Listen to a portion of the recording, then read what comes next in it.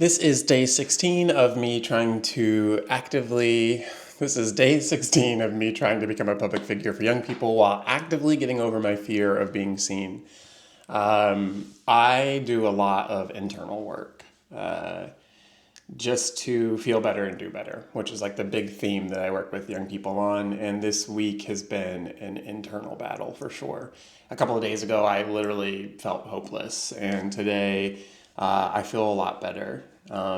Things haven't changed in society, so this is definitely a result of the inner work that I've been doing for myself.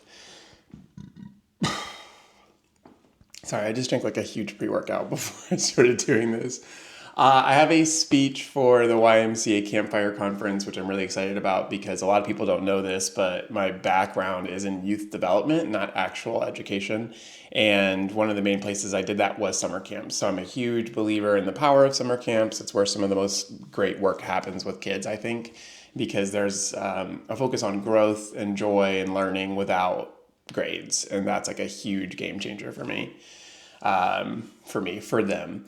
I try to take that energy into the speeches I give because I used to be a teacher, not a traditional teacher for the record. I was a youth development specialist for years, created my own curriculum based on educational and positive psychology and some things I studied in grad school. And then I had a school that had a empty class, basically. It was like a homeroom, and they let me teach my curriculum there. So when I said I was a teacher, and I'm trying to be really clear about this because it's easier, I think, for people to just put me in that box of like, he's a teacher. I'm not like a credentialed certified teacher. And I think that if I would have gone to school for education, I don't think that I would be who I am today. A big piece of the work that I do with young people is this idea of choice, which basically kids are not given a lot of. And so I recognize when I come to their schools and I speak, most of these kids did not choose to be in those speeches. Most of these kids didn't choose to have to interrupt their school day to listen to this guy talk about depression and anxiety. And because of that, I try to acknowledge that they have to like choose. They have to choose if they want to listen and try these things. And I also tell them if they don't want to listen, that's okay. Like literally, if they don't want to listen to me and they're okay with just having like a break from class, that's cool. My only request is that they don't interrupt people around them or draw attention to them, but just like take a nap, like hang out. So choice is a big part of the work I do because I think that the second that you put grades on this kind of work, like things like self-compassion or gratitude or developing character strengths or understanding your core values, like those things shouldn't have grades attached to them because that's extrinsic motivation, meaning I'm doing this to get a reward or to avoid a consequence. And for a lot of kids, which is not their fault, it's how the system is built, they're chasing good grades because that's what's expected of them. Like the reward is I got a good grade, or I'm getting good grades because I don't want to get in trouble. And so when you attach something like grades, which is very deeply extrinsically motivated, to something about helping you feel better or understand yourself more, then you're taking away intrinsic motivation. Intrinsic meaning I'm doing this because I want to, or because this is interesting to me, or I get something out of just learning about this.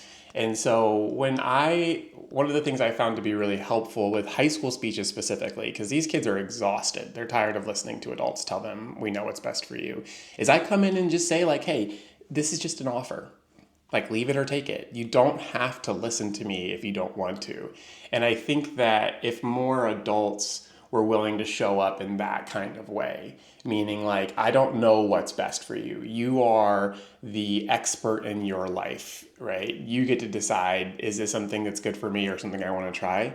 I think if more people were able to show up that way for young people, one, that they would want to learn more, and two, they would have stuff to teach us. So I'm a huge believer that kids teach me things. I mean, most of the reason my curriculum works with young people is because it's directly what kids have asked me for.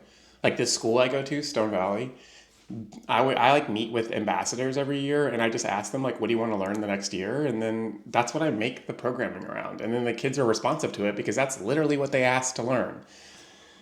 Anyways, day 16, I'm proud. 365 days is a long time, but this process has gotten so much easier.